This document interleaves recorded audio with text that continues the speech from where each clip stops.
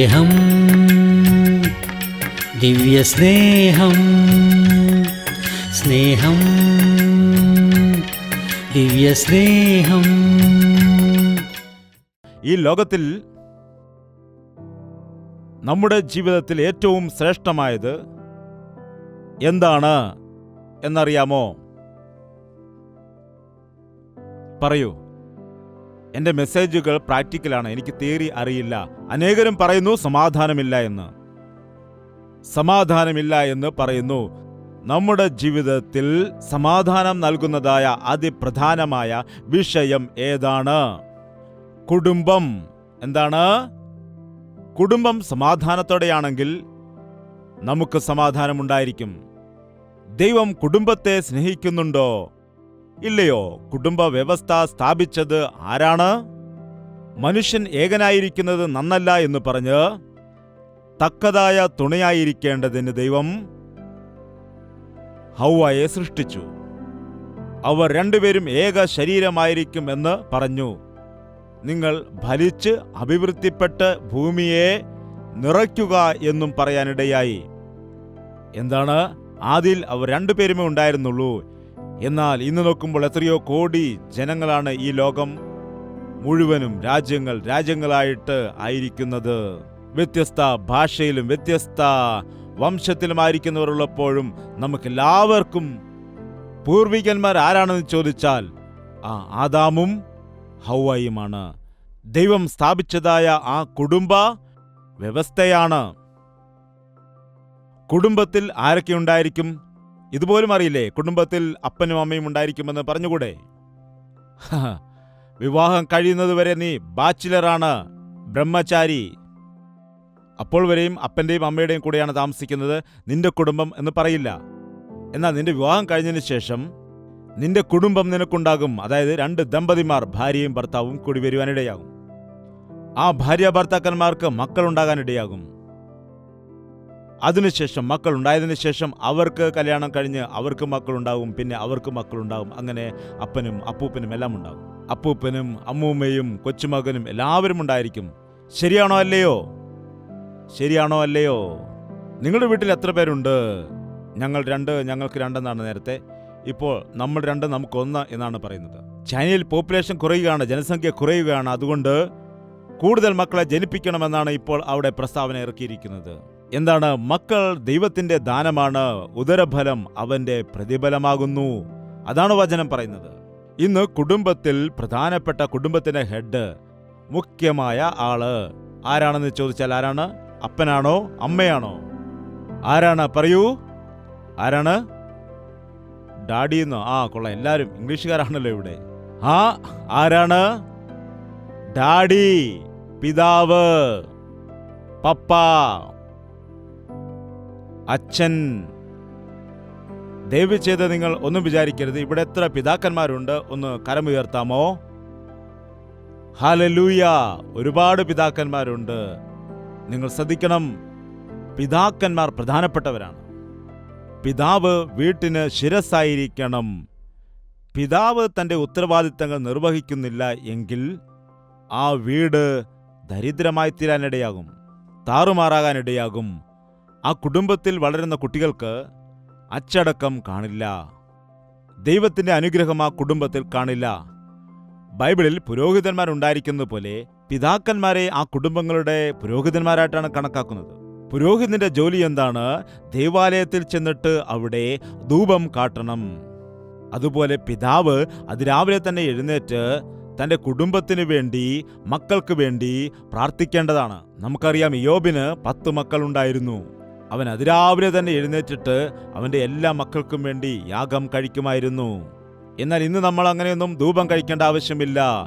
ദൈവത്തിന് ഇഷ്ടമായ ധൂപം എന്താണെന്ന് വെച്ചാൽ നമ്മുടെ പ്രാർത്ഥനയാണ്. അതിരാവിലെ തന്നെ എഴുന്നേറ്റ് നിന്റെ മക്കൾക്ക് വേണ്ടി പ്രാർത്ഥിക്കേണ്ടതാണ്. ഇവിടെ അതിരാവിലെ തന്നെ ഞാൻ എഴുന്നേറ്റ് പ്രാർത്ഥിക്കുന്നുണ്ട് എന്ന് പറയുന്നവർക്ക് കരമുയർത്താമോ? അതിരാവിലെ പ്രാർത്ഥിക്കുന്നവർ, വലിയ പ്രാർത്ഥന, ചെറിയ പ്രാർത്ഥന, ഉറച്ച പ്രാർത്ഥന, നിശബ്ദമായ പ്രാർത്ഥന, എന്താണ്? എല്ലാവരും പ്രാർത്ഥിക്കുന്നുണ്ട്. വളരെ സന്തോഷം. എത്ര നേരം പ്രാർത്ഥിക്കുന്നുണ്ട്?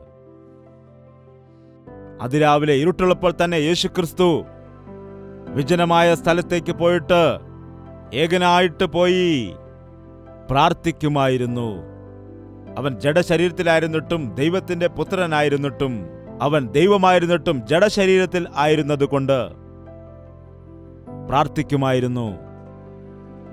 കണ്ണുനീരോടുകൂടി അവൻ പ്രാർത്ഥിച്ചിട്ട് ദൈവത്തെ പ്രസാദിപ്പിക്കുമായിരുന്നു. നാം അതിരാവിലെ തന്നെ പ്രാർത്ഥിക്കുകയാണെങ്കിൽ ആ ദിവസം മുഴുവനും നാം ഒരു സിംഹത്തെപ്പോലെ ജീവിക്കുവാനിടയാകും. ആ സിംഹത്തെപ്പോലെയാണെന്ന് പറഞ്ഞാൽ എല്ലാവരെയും പോയി കടിക്കുമെന്നല്ല, ധൈര്യത്തോടെ ആയിരിക്കുമെന്നാണ്. എങ്ങനെയുള്ള സിറ്റുവേഷൻ ഉണ്ടായാലും എങ്ങനെയുള്ള സാഹചര്യങ്ങൾ ഉണ്ടായാലും തന്നെ ഭയപ്പെടില്ല, പിശാചിന് കീഴ്പ്പെടുകയില്ല, ചെറിയ ചെറിയ ലാഭങ്ങൾക്ക് വേണ്ടി പോകില്ല, വഞ്ചന കാണിക്കുന്നതിൽ പങ്കുചേരില്ല, കള്ളം പറയുകയില്ല. എന്തുകൊണ്ടെന്നാൽ രാവിലെ നീ ചെയ്യുന്നതായ പ്രാർത്ഥന നിനക്ക് ധൈര്യം നൽകുവാനിടയാകും, നിനക്ക് വിശ്വാസം വർദ്ധിപ്പിക്കുന്നു, നിന്നെ വിശുദ്ധീകരിക്കുന്നു. ആ ദിവസം വരുവാൻ പോകുന്നതായ പ്രതികൂലങ്ങളെ നിനക്ക് ആദ്യം തന്നെ അവൻ വെളിപ്പെടുത്തി തരും. ആ ശോധനകളെ ജയിക്കുവാനുള്ള ശക്തിയും നിനക്ക് കർത്താവ് നൽകാനിടയാകും. ഈ കാലത്തുള്ള ക്രിസ്ത്യാനികൾക്ക് ഇല്ലാത്തതും അതുപോലെ നാമമാത്രമായി തീർന്നതും ആണ് പ്രാർത്ഥന. അല്ലാതെ ഉണർന്നാലോട് തന്നെ കർത്താവെ രാത്രി കാത്തു പരിപാലിച്ചു, ആമേൻ, കാപ്പി കൊണ്ടുവാ എന്ന് പറയുന്നതല്ല. അതല്ല പ്രാർത്ഥന. കുറച്ചു സമയത്ത് ദൈവസന്നിധിയിൽ ഹൃദയം തുറന്ന് പ്രാർത്ഥിക്കുവാൻ, മനസ്സ് തുറന്ന് പ്രാർത്ഥിക്കുവാൻ ഇടയാകണം. എൻ്റെ വിവാഹം കഴിഞ്ഞ ആദ്യ നാളുകളിൽ ഞങ്ങളെ ദൈവം ഒരു ഗ്രാമത്തിൽ സുവിശേഷ വേല ചെയ്യാൻ വേണ്ടി അയച്ചു. വിവാഹത്തിൻ്റെ 15-ാമത്തെ ദിവസം ഒരു ഗ്രാമത്തിൽ പോയി ദൈവവേല ആരംഭിച്ചു. ദൈവം എന്തുകൊണ്ടാണ് ഞങ്ങളെ അങ്ങോട്ട് അയച്ചത് എന്ന് ഞങ്ങൾക്ക് ഒന്നും മനസ്സിലായില്ല. എന്നാൽ ഞങ്ങൾ അവിടെ ഗ്രാമത്തിലേക്ക് ചെല്ലുവാൻ ഇടയായി. അവിടെ ചെന്നപ്പോൾ താമസിക്കാൻ ഞങ്ങൾക്ക് വീടില്ല. അവിടെ അടഞ്ഞുകിടക്കുന്ന ഒരു വീടുണ്ട്, അവിടെ പിശാചിന്റെ ബാധയുണ്ടെന്ന് പറഞ്ഞു. കുഴപ്പമില്ല എന്ന് പറഞ്ഞിട്ട് ആ ഭവനത്തിൽ ഞങ്ങൾ താമസിക്കുകയും അവിടെ പ്രാർത്ഥിച്ച് ദൈവഭവനമാക്കി മാറ്റി. അങ്ങനെ ആ വീട്ടിൽ ദൈവത്തിന്റെ വേല ആരംഭിച്ചു. 25 രൂപയ്ക്ക്. അവിടെ ഞങ്ങൾക്ക് സ്വന്തം വീടുണ്ട് കാക്കനാടിൽ. ഞങ്ങൾ നല്ല സുഖ സൗകര്യങ്ങളോട് ജീവിച്ച വ്യക്തികളാണ്. എൻ്റെ ഭാര്യയുടെ വീട്ടുകാർക്കും സ്വന്തം വീടും എല്ലാ സൗകര്യങ്ങളുമുണ്ട്. എന്നാൽ ദൈവം ഞങ്ങളെ അയച്ചതുകൊണ്ടാണ് ഞങ്ങൾ അവിടേക്ക് പോകാനിടയായത്. ഒരു ദിവസം എൻ്റെ ഭാര്യ ഈ കുടിലിൽ ആഹാരം പാകം ചെയ്ത സമയത്ത് ഒരുപാട് പുകയുണ്ടാകുവാനിടയായി. ഞാൻ നോക്കിയപ്പോൾ പറയുകയാണ്, എനിക്ക് ഈ ഗ്യാസ് സ്റ്റൗ മാത്രമേ കത്തിക്കാൻ അറിയൂ, ഇങ്ങനെ അടുപ്പ് കത്തിക്കുവാൻ അറിയില്ല. ഞാൻ ചെയ്ത് നോക്കിയപ്പോൾ അവിടെ വിറകും കുറേ പുല്ലും കരിയിലയും ഒക്കെ വെച്ചിട്ട് കുറച്ച് മണ്ണെണ്ണയും ഒഴിച്ചിട്ട് തീ കൊടുത്തു. അത് കുറച്ചു നേരം കത്തിയിട്ട് വീണ്ടും അണഞ്ഞുപോയി. എന്താണ് അങ്ങനെ? ഞാൻ അവിടെ ഈ നീലഗിരി മലയുടെ സ്ഥലത്ത് 2 വർഷത്തോളം ആദിവാസികളുടെ ഇടയിൽ ദൈവവേല ചെയ്തു. ഈ 2 വർഷവും ഇങ്ങനെ അടുപ്പ് ഞങ്ങൾ കത്തിച്ചിട്ടാണ് ആഹാരമൊക്കെ പാകം ചെയ്തത്. ഇപ്പോഴാണെങ്കിൽ കുഴപ്പമില്ല, എന്ന് പറഞ്ഞ് ഗ്യാസ് കത്തിച്ചാൽ ഉടൻ തീ വരും. അതുകൊണ്ട് എനിക്ക് അനുഭവമുള്ളത് കൊണ്ട് ഞാൻ പറഞ്ഞു, ഇങ്ങനെയല്ല തീ കത്തിക്കേണ്ടത്. ഒരു വിറക് 2 വിറകെടുത്തിട്ട് ചെറിയ വിറക് കൊള്ളി വെച്ചിട്ട് പതിയെ തീ കത്തിക്കേണ്ടതാണ്. അങ്ങനെ പതിയെ തീ കത്തുന്നതായ സമയത്ത് അങ്ങനെ ഊതുമ്പോൾ അത് വീണ്ടും ആളിക്കത്തും. അങ്ങനെ തീ പിടിച്ചതിന് ശേഷം അത് നല്ലവണ്ണം ആളിക്കത്തുവാനിടയാകും. പിന്നെ ഗ്യാസിനേക്കാൾ നല്ല രീതിയിൽ കത്താനിടയാകും. ഇന്ന് നമ്മുടെ ഇടയിൽ അനേകരും പ്രാർത്ഥിക്കാൻ പറയുമ്പോൾ ഇതാണ് ചെയ്യുന്നത്, പുകയ്ക്കുകയാണ് ചെയ്യുന്നത്. വിറകും ചപ്പും എല്ലാം ഇങ്ങനെ കുത്തി നിറയ്ക്കുന്നത് പോലെ അടുപ്പിൽ. കർത്താവേ, എനിക്ക് സഹിക്കത്തില്ല, എൻ്റെ ഭർത്താവ് ശരിയല്ല, എൻ്റെ ഭാര്യ ശരിയല്ല, ഇങ്ങനെ ജീവിക്കാൻ കഴിയത്തില്ല, ഞങ്ങൾക്ക് പ്രശ്നമുണ്ട്, കടബാധ്യതയുണ്ട്, രോഗമുണ്ട്, എല്ലാം ഉണ്ട് കർത്താവേ, ആമേൻ എന്ന് പറഞ്ഞു. ഇതാണോ പ്രാർത്ഥന? പ്രാർത്ഥന എന്ന് പറഞ്ഞാൽ നിങ്ങളുടെ സങ്കടമെല്ലാം പറയുന്നതാണോ? വേദനയെല്ലാം പറയുന്നതാണോ? ദുഃഖമെല്ലാം പറയുന്നതാണോ? നിങ്ങളുടെ ആവശ്യങ്ങൾ ചോദിക്കുന്നതാണോ? അല്ല. നിങ്ങളുടെ പ്രാർത്ഥന എന്ന് പറയുമ്പോൾ നിങ്ങളുടെ പ്രാർത്ഥന കരയുന്നത് നല്ലതാണ്. നിങ്ങൾ കരയുമ്പോൾ പ്രാർത്ഥനയ്ക്ക് ശക്തി കിട്ടും. കരയണം. എന്നാൽ ഹന്ന കരഞ്ഞുകൊണ്ടാണ് പോയത്, കണ്ണുനീരൊഴുക്കിക്കൊണ്ടാണ് പ്രാർത്ഥിച്ചത്. വിങ്ങി വിങ്ങി കരയുവാനിടയായി. പുരോഹിതൻ വിചാരിച്ചു ഇവൾ മദ്യപിച്ചിട്ടാണെന്ന്. സഹോദരി, നീ എന്താണ് മദ്യപിച്ചിട്ടാണോ വന്നത് എന്ന് ചോദിച്ചപ്പോൾ പറയുകയാണ്, അല്ല യജമാനനെ, ഞാൻ മദ്യവും വീഞ്ഞും കുടിച്ചിട്ടില്ല, എനിക്ക് കുഞ്ഞുങ്ങൾ ഇല്ല, ആ സങ്കടത്തോടു കൂടിയാണ്, ആ വിഷമം കൊണ്ടാണ് ഞാൻ കരയുന്നതെന്ന് പറഞ്ഞു. എൻ്റെ വീട്ടിൽ എനിക്ക് അപമാനവും നിന്ദയുമാണ്.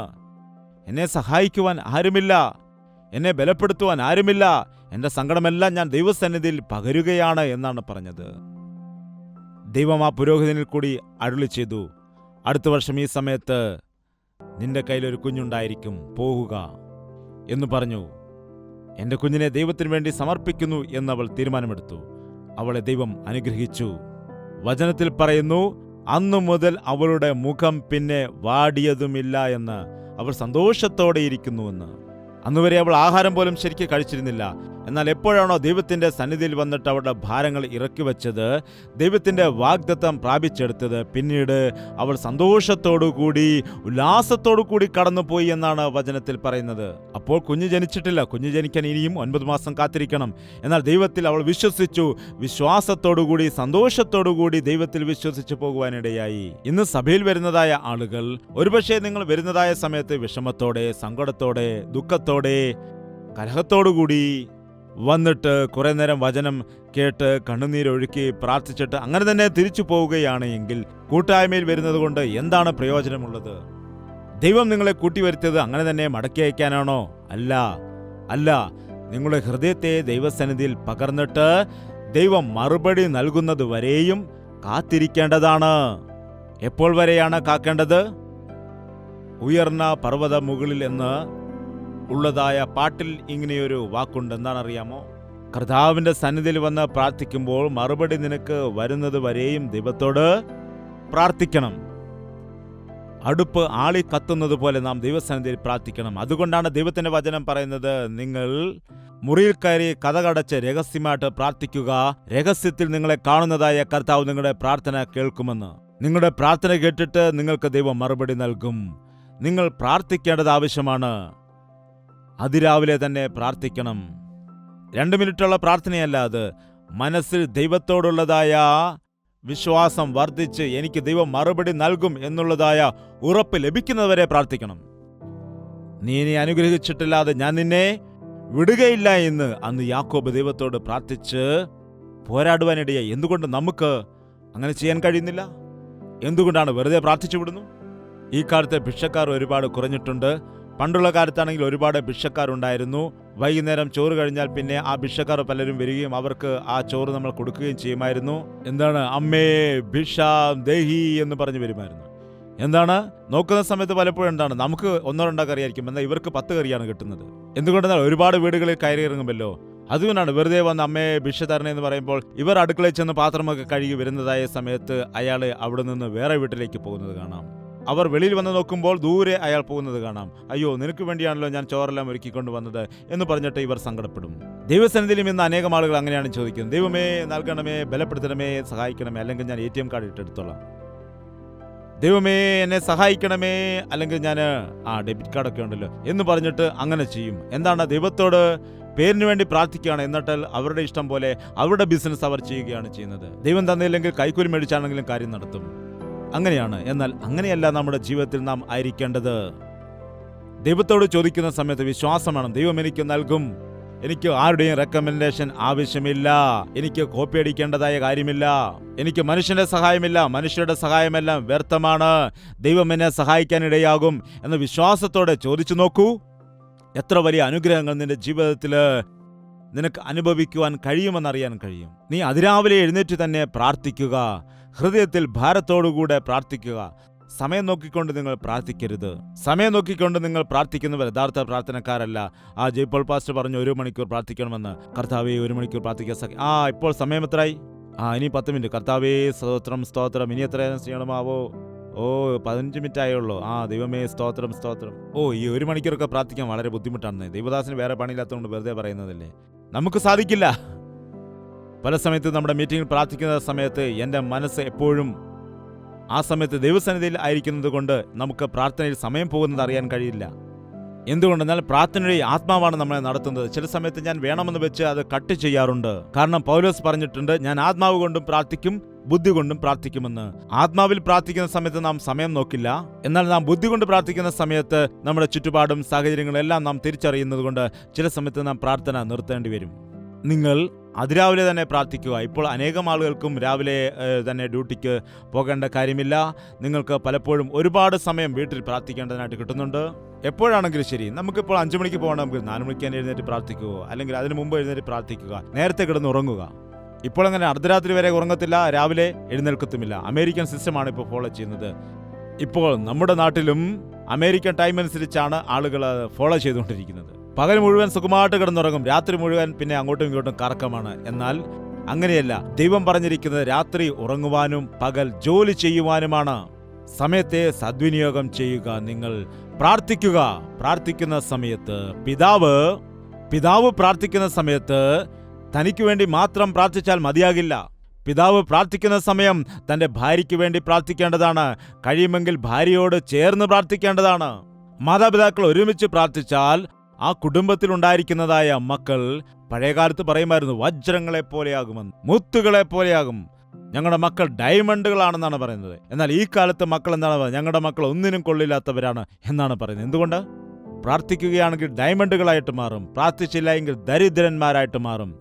പ്രാർത്ഥിക്കുന്ന മാതാപിതാക്കൾ അനുഗ്രഹിക്കപ്പെട്ട ഉത്തമരായ മക്കളെ ഒരുക്കിയെടുക്കുവാനിടയാകും. പ്രാർത്ഥിക്കുന്ന മാതാപിതാക്കൾ ദൈവത്തിന്റെ കരങ്ങളിൽ ശക്തമായി ഉപയോഗിക്കപ്പെടുന്ന ദൈവദാസന്മാരെ, അവരുടെ മക്കളെ ഒരുക്കുവാനിടയാകും. കുടുംബ വ്യവസ്ഥ തകരുന്നതിന്റെ കാരണം മാതാപിതാക്കൾ ഒരുമിച്ച് പ്രാർത്ഥിക്കാത്തത് കൊണ്ടാണ്. മാതാപിതാക്കൾ മക്കൾക്ക് വേണ്ടി പ്രാർത്ഥിക്കാത്തത് കൊണ്ടാണ്. മാതാപിതാക്കൾ മക്കൾക്ക് വേണ്ടി കണ്ണുനീരൊഴുക്കാത്തത് കൊണ്ടാണ്. എന്നാൽ ഈ കാലത്ത് എങ്ങനെയാണ് അപ്പന്മാർ പറയുന്നത്? എടാ, നിങ്ങളെല്ലാം പോയി പ്രാർത്ഥിക്ക്, എനിക്ക് ക്ഷീണമുണ്ട്, ഞാൻ കിടന്നുറങ്ങട്ടെ എന്ന് പറയും. അമ്മേ പ്രാർത്ഥിക്കാൻ വരുമെന്ന് പറഞ്ഞാൽ എനിക്ക് അടുക്കളയിൽ ഒത്തിരി പണിയുണ്ട്, നിങ്ങൾ പോയി പ്രാർത്ഥിക്കൂ എന്ന് പറഞ്ഞിട്ട്. അങ്ങനെയല്ല ചെയ്യേണ്ടത്. നിങ്ങൾക്ക് മറ്റെല്ലാത്തിനും സമയമുണ്ട്, എന്തുകൊണ്ട് പ്രാർത്ഥിക്കാൻ സമയമില്ല? പ്രാർത്ഥനയ്ക്ക് നമ്മുടെ ജീവിതത്തിൽ നാം വില കൊടുക്കുന്നതായ സമയത്ത്, പ്രാർത്ഥനയുടെ ശ്രേഷ്ഠത നമ്മുടെ ജീവിതത്തിൽ അനുഭവിച്ചറിയുന്നതായ സമയത്ത്, നമ്മുടെ ജീവിതത്തിൽ നാം പ്രാർത്ഥനയ്ക്ക് സമയം കൊടുക്കുവാനിടയാകും. നാം ചിന്തിക്കുന്നു പണമുണ്ടെങ്കിൽ എന്തും നേടിയെടുക്കാൻ കഴിയും. ഞാൻ ചിന്തിക്കുന്നു പ്രാർത്ഥിക്കുകയാണെങ്കിൽ എന്തും നേടിയെടുക്കാൻ കഴിയുമെന്ന്.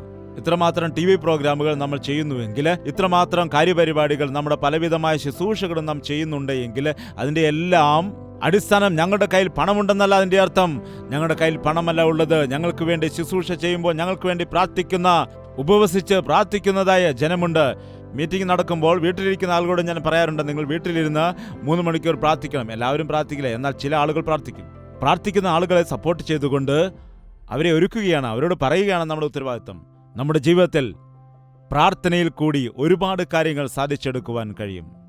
നിങ്ങളുടെ വീട്ടിൽ നിങ്ങൾ ശീലമാക്കൂ. പിതാക്കന്മാരെ, നിങ്ങളുടെ കുടുംബം അനുഗ്രഹിക്കപ്പെട്ട കുടുംബമായി മാറണമെങ്കിൽ, നിങ്ങളുടെ മക്കൾ യോഗ്യതയുള്ളവരായി മാറണമെങ്കിൽ, നിങ്ങളുടെ മക്കളുടെ മേൽ ദൈവത്തിന്റെ അനുഗ്രഹം ഉണ്ടാകണമെങ്കിൽ, നിങ്ങൾ അതിരാവിലെ തന്നെ എഴുന്നേറ്റ് ദൈവത്തോട് പ്രാർത്ഥിക്കുക, അപേക്ഷിക്കുക. പ്രിയ മാതാവേ, നിങ്ങൾ അതിരാവിലെ തന്നെ എഴുന്നേറ്റിട്ട് നിങ്ങളുടെ മക്കൾക്ക് വേണ്ടി ദൈവത്തോട് പ്രാർത്ഥിക്കുക. ഒരു മാതാവിന്റെ പ്രാർത്ഥന എത്ര അനുഗ്രഹമാണെന്നറിയാമോ? ഹന്ന തന്റെ പൈതലായ ശമൂവേലിന് വേണ്ടി ദൈവത്തോട് പ്രാർത്ഥിച്ചു. അവൻ എത്ര വലിയ പ്രവാചകനായി മാറി എന്ന് നമുക്കറിയാമല്ലോ. അതുപോലെ തന്നെ ദാവീദിന്റെ മാതാവും ഒരുപാട് പ്രാർത്ഥിക്കുന്ന സ്ത്രീയായിരുന്നു.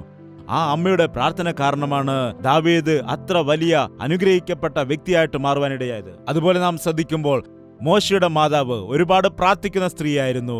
ആ മോശയെ വെള്ളത്തിൽ ഉപേക്ഷിച്ച് കളഞ്ഞ സമയത്തും മാതാവിന്റെ പ്രാർത്ഥന കൊണ്ടാണ് മോശ രക്ഷപ്പെട്ട് വലിയൊരു മനുഷ്യനായിട്ട് തീരുവാനിടയായത്, അനുഗ്രഹിക്കപ്പെട്ടത്. അമ്മമാരെ, നിങ്ങൾ പ്രാർത്ഥിക്കുക. ഞങ്ങൾക്ക് ഒരുപാട് ജോലിയുണ്ട്, എങ്ങനെയാണ് മക്കളോടൊപ്പം പ്രാർത്ഥിക്കുന്നത്? അങ്ങനെ പറയാൻ പാടില്ല. നിങ്ങൾ പ്രാർത്ഥിക്കണം. മക്കളോട് ചേർന്ന് പ്രാർത്ഥിക്കുക. നിങ്ങളുടെ കുടുംബം അനുഗ്രഹിക്കപ്പെടണമെങ്കിൽ, മക്കളുടെ ജീവിതത്തിൽ നന്മ ഉണ്ടാകണമെങ്കിൽ അതിരാവിലെ എഴുന്നേറ്റ് നിങ്ങൾ പ്രാർത്ഥിക്കേണ്ടത് ആവശ്യമാണ്. താൽക്കാലം വണക്കം, നമുക്ക് പ്രാർത്ഥിക്കാം. ഈ സമയത്ത് നിങ്ങളുടെ കുടുംബത്തിൽ ഒരു വലിയ അത്ഭുതം ചെയ്യുന്നതിന് വേണ്ടി, നിങ്ങളുടെ കുടുംബത്തെ പിശാചിന്റെ പിടിയിൽ നിന്ന് വിടുവിക്കുന്നതിന് വേണ്ടി ദൈവം ആഗ്രഹിക്കുന്നു.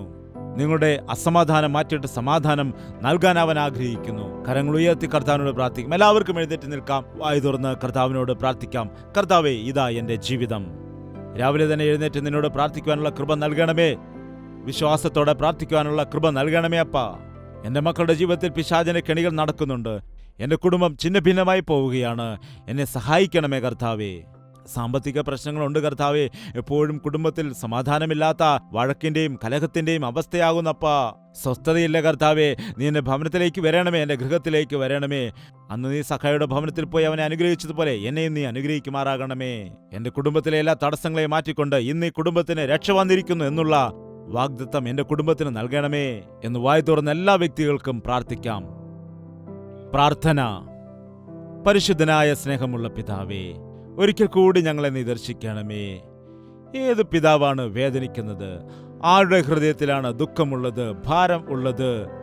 ജീവിതത്തിൽ പലവിധമായ പ്രതിസന്ധിയിൽ കൂടി കടന്നു പോകുന്ന എല്ലാവരുടെയും ജീവിതത്തിൽ വലിയ വിടുതൽ നൽകണമേ അപ്പാ. മദ്യപിക്കുന്ന ശീലമുള്ള പിതാക്കന്മാർ ഇവിടെ ഉണ്ടെങ്കിൽ നസ്രയനായ യേശുക്രിസ്തുവിന്റെ നാമത്തിൽ അവർക്ക് വിടുതൽ നൽകുമാറാകണമേ അപ്പാ. സ്വയം നാശത്തിലേക്ക് പോയിക്കൊണ്ട് തങ്ങളുടെ കുടുംബത്തെ നശിപ്പിക്കുന്ന ആരെങ്കിലും ഇവിടെ ഉണ്ട് എങ്കിൽ ഈ സമയം പ്രാർത്ഥിക്കുമ്പോൾ തന്നെ അവരുടെ ജീവിതത്തിൽ വലിയ മാറ്റം നീ കൊണ്ടുവരണമേ. അവരുടെ ഹൃദയത്തിൽ വലിയ പശ്ചാത്താപം ഉണ്ടാക്കണമേ അപ്പാ. അവർ ഇഷ്ടപ്പെടുന്നതായ ആ പാപത്തെ വെറുക്കുവാനുള്ള പുതിയ മനസ്സവർക്ക് കൊടുക്കണമേ. ഏതു സഹോദരിയാണ്, ഏത് മാതാവാണ് തൻ്റെ വീട്ടിലെ അനുഗ്രഹത്തിന് തടസ്സമായിരിക്കുന്നത്, ആത്മീയമായിട്ട് മുന്നേറുവാൻ കഴിയാതെ ഇരിക്കുന്നത്? അവരോട് നീ ഇന്ന് കരുണ കാട്ടുമാറാകണമേ. അങ്ങനെയുള്ള ആളുകളെ നിന്റെ മക്കളായിട്ട് നീ മാറ്റിയെടുക്കണമേ. നിന്നോട് പ്രാർത്ഥിക്കുന്ന വ്യക്തികളാക്കി മാറ്റണമേ. പിശാച് കൊണ്ടുവരുന്ന സകല തടസ്സങ്ങളിൽ നിന്നും സകല ബന്ധനങ്ങളിൽ നിന്നും നീ സ്നേഹിക്കുന്ന നിന്റെ മക്കളുടെ കുടുംബങ്ങളെയെല്ലാം വിടുവിക്കുമാറാകണമേ അപ്പാ. പിശാചിന്റെ തന്ത്രങ്ങളിൽ നിന്ന് വിടുവിച്ച് സമാധാനം കൊടുക്കുമാറാകണമേ. എല്ലാ കുടുംബത്തിലും ദൈവത്തിന്റെ സാന്നിധ്യം, സമാധാനം വരുവാൻ കൃപ കൊടുക്കണം. കർത്താവേ, നീ യഥാർത്ഥമായും ഞങ്ങളുടെ കുടുംബത്തിന്റെ അധിപതിയായിട്ട്, നായകനായിട്ട് വരുമാറാകണമേ. നിന്റെ സമാധാനവും നിന്റെ സന്തോഷവും ഞങ്ങളുടെ സകല ഗൃഹങ്ങളിലും ഉണ്ടായിരിക്കാൻ സഹായിക്കണമേ. എവിടെയാണോ ക്രിസ്തു ഉള്ളത് അവിടെ സമൃദ്ധിയുണ്ട്, അവിടെ അനുഗ്രഹമുണ്ട്. ലോകത്തിലുള്ളതായ സമ്പാദ്യമല്ല, ലോകത്തിലെ പണമല്ല വലുത്, ക്രിസ്തുവിന്റെ സമ്പാദ്യമാണ്. ക്രിസ്തു നൽകുന്നതായ സമ്പത്താണ് വലുത് എന്ന് മനസ്സിലാക്കാൻ ഞങ്ങളെ സഹായിക്കണമേ. അങ്ങനെയുള്ള ആഗ്രഹം ഞങ്ങളുടെ മക്കളുടെ ഹൃദയങ്ങളിൽ നീ കൊടുക്കണമേ. അങ്ങനെ അവർ ലോകത്തിന്റെ പിന്നാലെ പോകാതെ, ലോകത്തിന്റെ ഇഷ്ടത്തിന് പിന്നാലെ പോകാതെ, പിശാചിന് കീഴ്പ്പെട്ടു പോകാതെ യൗവന മോഹങ്ങളെ ഉപേക്ഷിച്ച് ഓടിപ്പോകുവാൻ വിശുദ്ധിയോടുകൂടി, സ്നേഹത്തോടുകൂടി, വിശ്വാസികളോടുകൂടി പ്രാർത്ഥനയുടെ കൂട്ടത്തിൽ ആയിരിക്കുവാൻ ഞങ്ങളുടെ മക്കളെല്ലാം നീ സഹായിക്കുമാറാകണമേ അപ്പാ. യേശു ക്രിസ്തുവിന്റെ നാമത്തിൽ അപേക്ഷിക്കുന്നു പിതാവേ. നമ്മുടെ പിതാവായ ദൈവത്തിന്റെ സ്നേഹവും പുത്രനായ യേശു ക്രിസ്തുവിന്റെ കൃപയും ആശ്വസിപ്പിച്ച് വഴി നടത്തുന്ന പരിശുദ്ധാത്മാവിന്റെ കൂട്ടായ്മയും സഹവാസവും നാം ഓരോരുത്തരോടും പ്രാർത്ഥിച്ച സകല വിഷയങ്ങളോടും ഇന്നു മുതൽ എന്നേക്കും ഉണ്ടായിരിക്കുമാറാകട്ടെ. ആമേൻ, ആമേൻ, ആമേൻ. യേശുവേ, യേശുവേ, യേശുവേ, യേശുവേ, യേശുവേ, യേശുവേ, യേശുവേ, യേശുവേ. നിന്നെ നിന്നെ എന്നും ഞാൻ സേവിക്കും, നീ മാത്രം രാജാവെന്നും. നിന്നെ നിന്നെ എന്നും ഞാൻ സേവിക്കും, നീ മാത്രം രാജാവെന്നും. യേശുവേ, യേശുവേ, യേശുവേ, യേശുവേ, യേശുവേ, യേശുവേ, യേശുവേ, യേശുവേ, യേശുവേ, യേശുവേ, യേശുവേ.